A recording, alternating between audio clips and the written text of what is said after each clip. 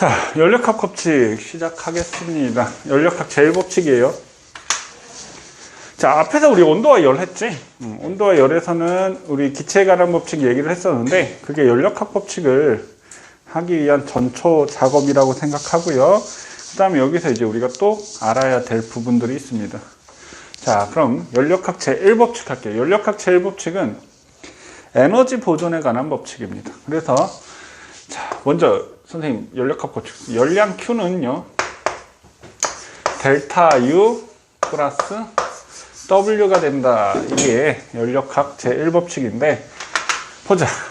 열량도 에너지고 U는 뭘까요? 이거는 내부 에너지야.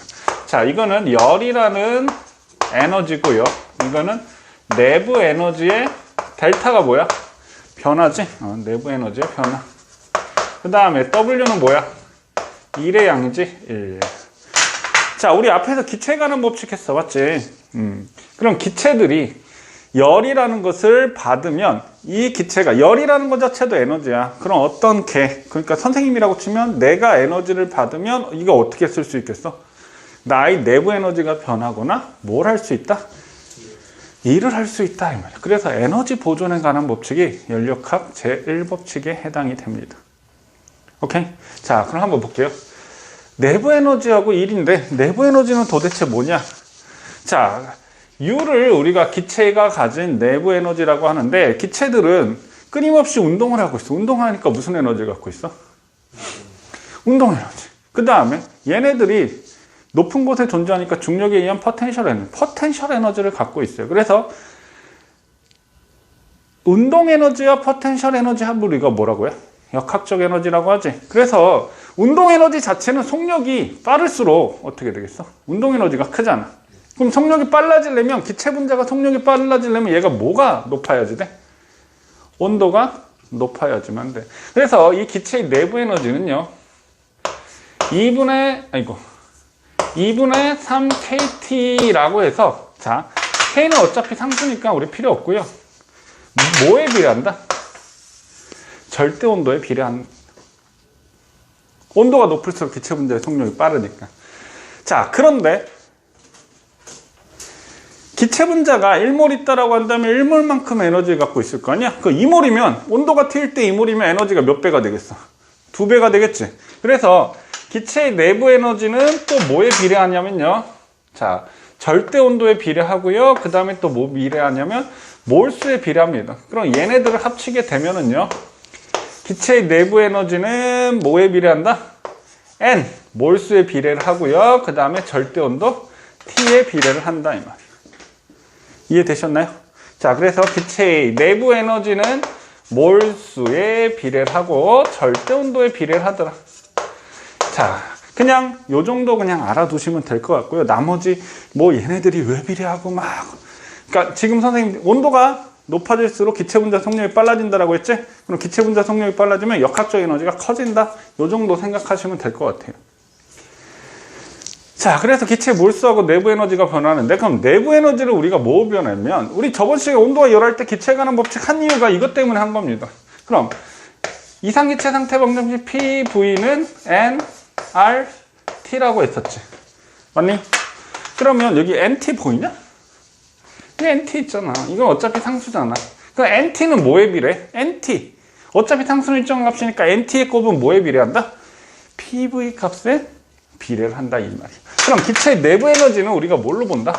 아, PV 값으로 기체의 내부 에너지의 변화를 알아볼 수 있다라는 겁니다. 이해되셨나요? 기체의 내부 에너지는 PV, 압력 곱하기 부피 값으로 보는구나. 그럼 한번 볼게요. 자, 이렇게 P가 있고 이렇게 V가 있다라고 합시다. 그러면 얘 온도를 T1, 얘 온도를 T2라고 합시다. 온도가 누가 더 높을까요? 이렇게 했을 때는 지금 뭐가 일정해? 이렇게 했을 때 P가 일정하지. 근데 V가 누가 커? T1이 크지? 그 온도가 얘가 더 높은 거야. T1이. 그러니까 T1이 T2보다 온도가 더 높다는 얘기야. 그럼 더 쉽게 얘기하면 여기 중심에서부터 거리가 멀수록 뭐하다? 온도가 높다라는 얘기야. 왜냐하면 PV 값을 보는 거니까. 되셨나요? 자, 그 다음에 기체에 관한 일 얘기를 할게요. 기체가 일을 했다라고 하는데 무슨 얘기냐면, 자, 이렇게 기체가 이 통 안에 들어있어요. 이거 우리가 실린더라고 하는데, 이 실린더 내부에서 여기에 피스톤이 이렇게 있고요. 기체 분자가 이렇게 끊임없이 직선 운동을 합니다. 이렇게. 그럼 이 벽면에 끊임없이 이 기체가 충돌을 하게 된단 말이에요.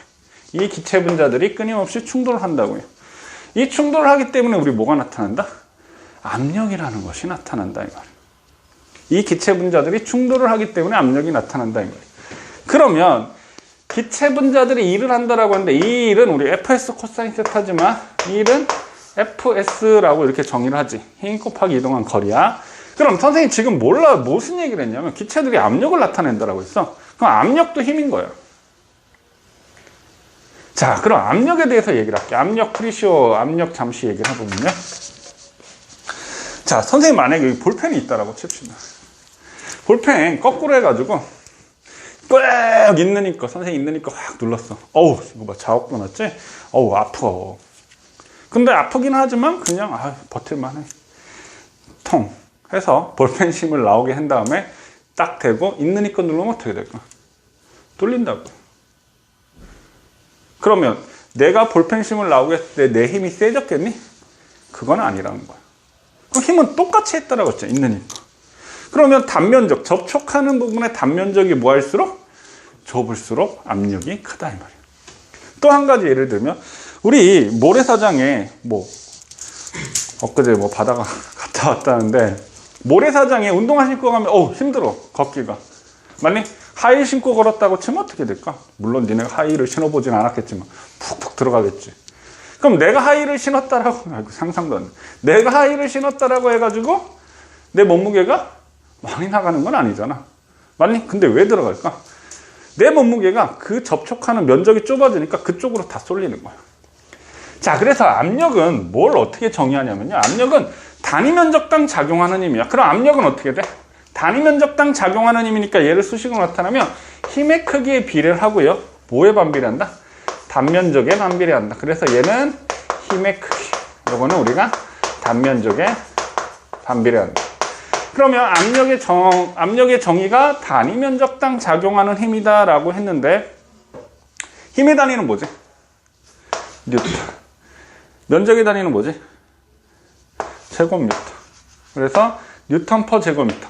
1뉴턴 퍼 제곱미터. 뉴턴 퍼 제곱미터를 압력의 단위라고 얘기를 하고요. 1뉴턴 제곱미터를 1파스칼이라고 합니다. 파스칼. 그냥 파스칼은 우리 지금 여기서는 굳이 몰라도 상관은 없습니다. 파스칼이라는 게 압력의 단위구나. 그럼 여기서 말한 힘이 있는데 압력도 힘인 거야. 근데 압력이 힘보다 더 뭐라고 할까? 구체적인 힘? 그러니까 힘은 우리가 전체적인 면적에 작용하는 힘인데 압력은 단위 면적에 작용하는 힘. 즉 1제곱미터에 얼마의 힘이 작용하는지 이게 압력이 되는 거야. 자, 그럼 여기서 이제 변환시키면 F는 그럼 뭐가 돼? PA가 되겠니? 그럼 여기서 이 피스톤의 면적을 우리가 A라고 합시다.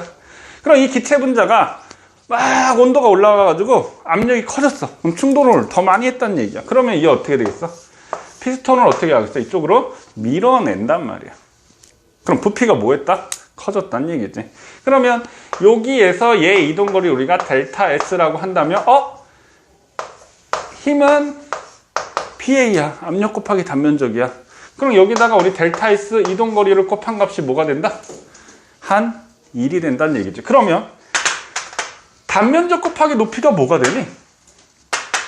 단면적 곱하기 높이가 뭐가 돼? 단면적 곱하기 높이 이거 뭐가 돼? 부피 되나요? 오케이. 그러면 한 1은 우리가 어떻게 정의한다? P 델타 V. 1은 P 델타 V로 보는구나. 한 1은 P 델타 V로 본다. 그럼 다시 일로 와서 우리가 공급받은 열량 Q라고 하는데 이게 내부 에너지가 변하거나 뭘 할 수 있다? 일을 할 수 있다. 그럼 내부 에너지는 절대 온도에 비례하고요. 기체의 몰수에 비례하니까 NT에 비례해. 근데 우리 PV는 NRT에서 보니까 이 N하고 T에 비례하는 값이 R은 상수값 일정하니까 PV에 비례한다. 그래서 내부 에너지의 변화는 우리가 PV 값으로 볼 수 있고요. 그러면 이렇게 됐다는 말은 어떻게 돼? 내부 에너지가 커졌다는 얘기지. 맞나요? 그럼 이렇게 됐다는 말은 내부 에너지가 어떻게 됐다는 얘기야. 줄어들었다는 얘기지. 그럼 우리가 한 일은 어떻게 본다? 아, P 델타 V로 봅니다. P 델타 V. 압력과 부피 변화가. 그럼 일을 했다라는 얘기는 무슨 말일까? 부피가 변해야 되겠지. 그럼 부피가 변화를 해야 되니까 부피가 무슨 축이야? 가로축이지. 그럼 가로축으로 이 그래프가 변화가 생긴다. 그럼 이렇게 됐다. 뭐 했다? 일을 했다라는 거야. 그럼 이렇게 됐을 때는 어떻게 될까? 부피 변화가 없지. 그럼 이때는 일을 안 한 거야. 그럼 이렇게 됐을 때 일을 했다가 되는 거지. 그럼 거꾸로 왔을 때 일을 뭐 했다? 받았다. 일 자체도 선생님 앞에서 우리 뭐로 보라고 했지? 일 자체도? 일도 에너지야 이렇게 얘기했었잖아. 내가 이 일을 한 만큼 나의 에너지는 어떻게 돼? 감소하게 되겠지. 이해되셨나요? 자, 다시 내부 에너지는 PV 값으로 보는 거고요. 한 일은 P 델타 V로 변한다. P 델타 V로 우리가 일한 양을 구할 수 있다라는 얘기야. 한 가지 더. 그럼 여기서부터 여기까지 일했다라는 말은 이 아랫부분의 면적이 P 델타 V가 되는 거야. 그럼 이 아랫부분의 면적만큼 뭘 했다는 얘기야? 이 기체가 일을 했다라는 겁니다. 되셨나요? 그럼 선생님 지금 앞에서부터 연력학 제일법칙을 하기 위해서 사전 작업을 했고요. 이제 본격적으로 연력학 제일법칙을 해보도록 할게요. 자, 그럼 한번 보세요. 지울게요. 지워도 되지? 자.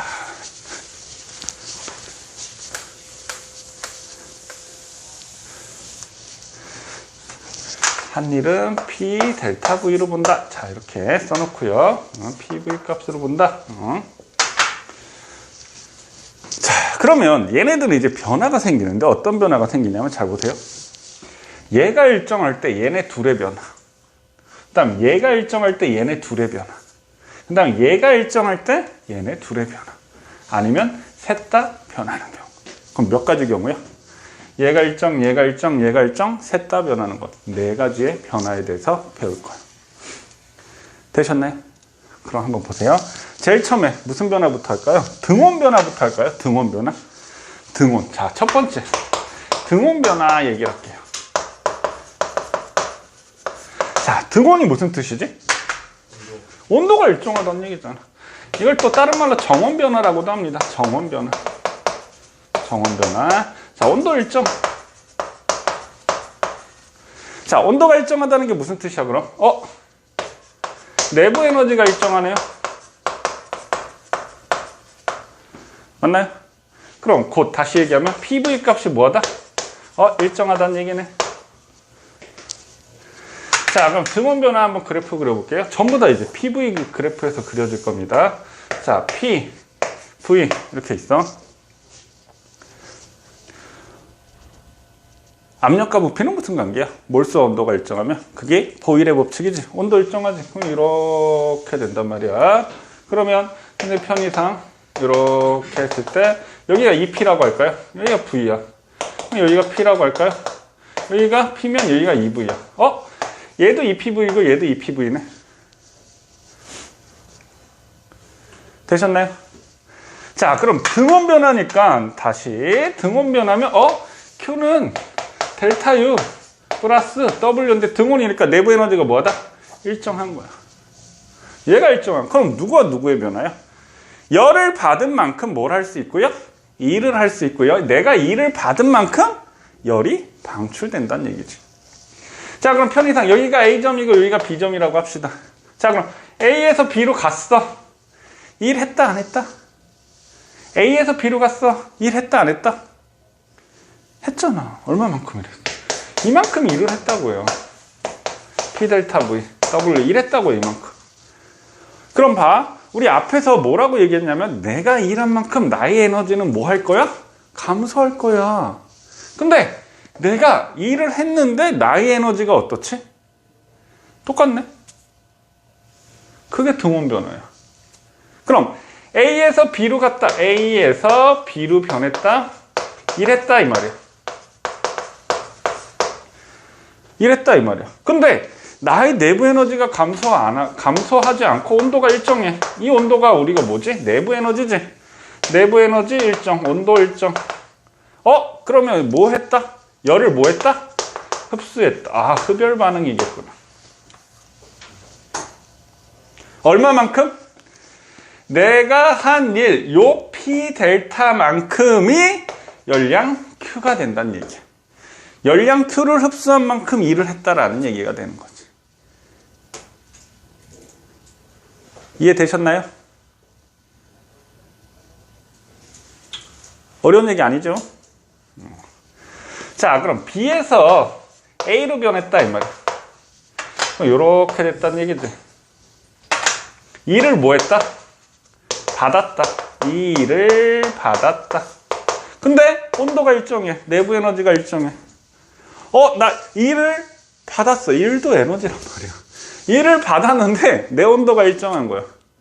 그럼 내가 일을 받은 만큼 내가 뭐 했다? 열을 방출했겠구나. 그럼 얘는 발열 반응이겠구나.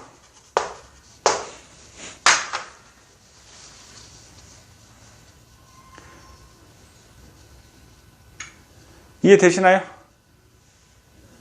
오케이. 자, 그 다음 이게 등온 변화입니다. 등온 변화. 등온 변화는 온도 일정하네. 내부 에너지가 일정해. Q와 W와의 관계구나. 일을 했는지 안 했는지 보이나요? 부피가 커지면 일을 한 겁니다. 부피가 줄어들면 일을 받은 겁니다. 자, 두 번째.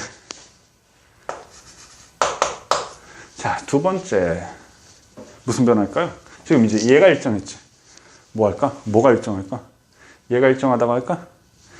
자, 두 번째는 얘가 일정한 경우야. 그럼 얘는 부피 변화가 없는 거지. 이걸 우리가 등적 변화라고 합니다. 등이 뭐라고요? 일정해. 사이적자지? 부피가 일정하다는 뜻이야. 등적 변화. 등적 변화.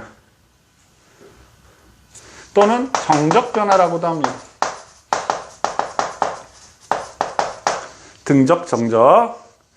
그럼 다시 Q는 델타 U 플러스 W에서 등적, 정적, 부피 변화가 없어. 그럼 뭐가? 일이 0이다 이 말. 일을 안 했다 이 말. 그럼 얘는 PV 그래프에서 어떻게 될까요?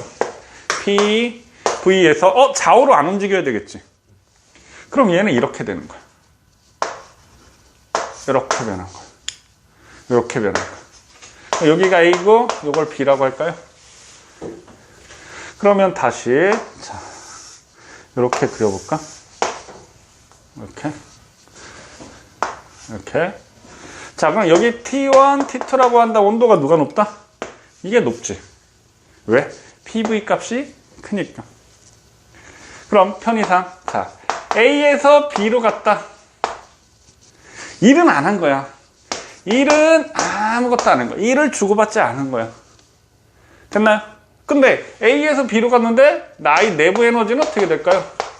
커졌다. 맞나요? 왜? PV 값이 커졌으니까. 맞나요? 부피는 일정한데 압력이 커졌잖아. PV 값 증가됐습니까? 내부 에너지 커졌다. PV 값 증가됐나요? 이해되셨나요?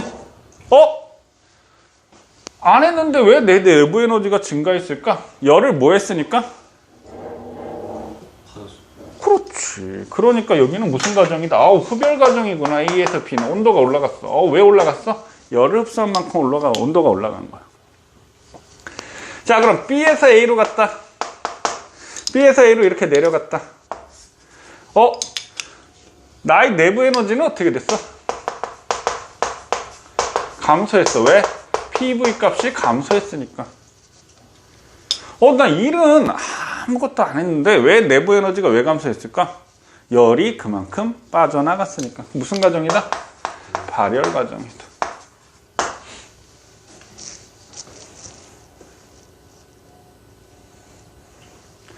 되셨나요? 자, 등적 변화. 등적 변화 이게 일정하구나. 됐니? 그럼 이제 뭐 남았지? 이거 일정하다 등온. 내부 에너지 일정하다 등온. 이거는 뭐야? 등적. 그럼 뭐? 이게 일정할 때 남았지. 그럼 이거 지웁니다.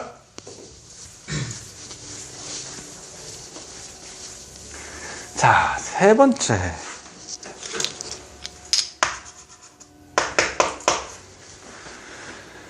뭐가 일정하다고요?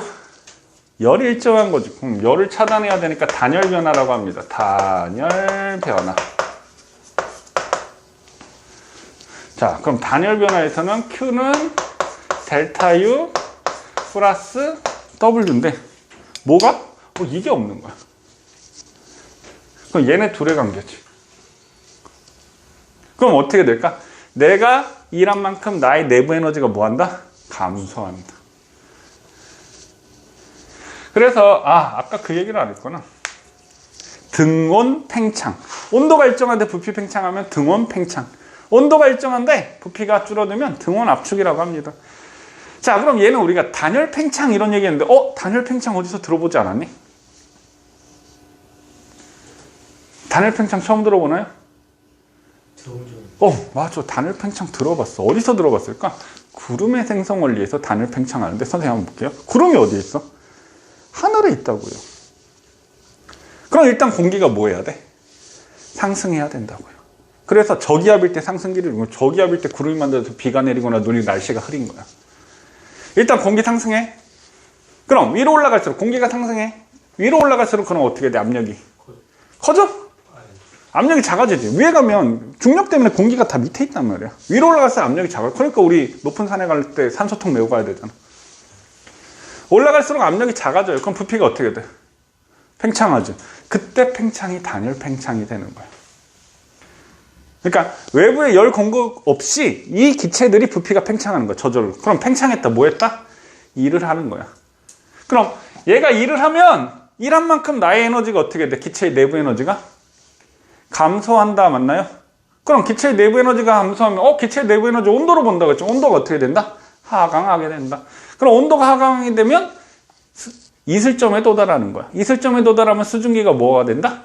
응결된다. 그 응결된 걸 구름이라고 하는 겁니다.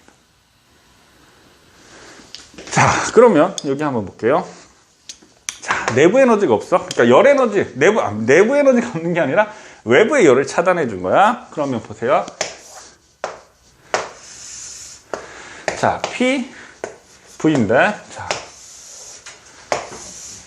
이게 무슨 법칙 그래프? 보일의 법칙 그래프야. 자, T1, T2 이렇게 있다라고 한다면, 여기가 A점이고, 여기가 B점이라고 할까요? 그럼 A에서 B로 왔어. 이랬어, 안 했어? 자, A에서 B로 왔다. 뭐 했어? 일했다, 이 말이야. 얼마만큼 일했어? 이만큼. 됐나요? 그럼 얘가 일한 만큼 나의 내부 에너지는 어떻게 된다? 얘가 플러스 된 만큼 내가 뭐 해야 된다? 감소해야 된다. 이렇게 되는 거야. 그럼 이걸 우리가 A에서 B로 갔다 일했다. 이걸 우리가 단열, 열을 차단한 채로 부피가 팽창했다. 단열, 팽창 이렇게 되는 거야. 일한 만큼 에너지가 감소한다. 이해되시나요? 선생님 필기하지 않겠습니다. 요거는 일한 만큼 나의 에너지 감소했다. 이해되시나요? 외부의 열을 차단했으니까. 자, 그럼 B에서 A로 갔어. 자, 그럼 B에서 A로 갔다 어떻게 될까요? 2를 받았지.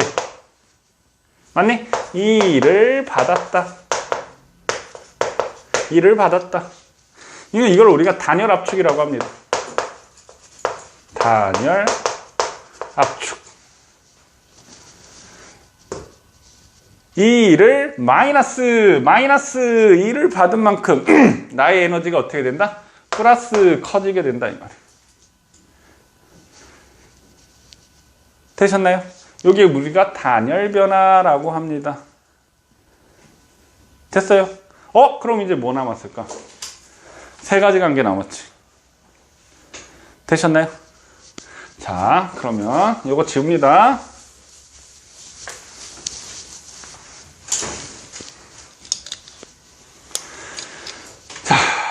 네 번째.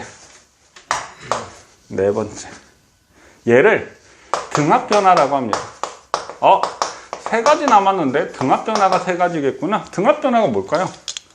등압 변화가 뭘까요? 압력 일정이지? 압력 일정. 등압, 압력 일정이지? 그럼 왜 세 가지인지 한번 볼게요. 그래프 그립니다. 자, 여기가 P고, 여기가 V야. 그러면 여기가 A점이고 여기가 B점이라고 할까요? 등압 팽창 맞나요? 등압 팽창. 자, 그러면 이렇게 하면 등압 압축 맞나요?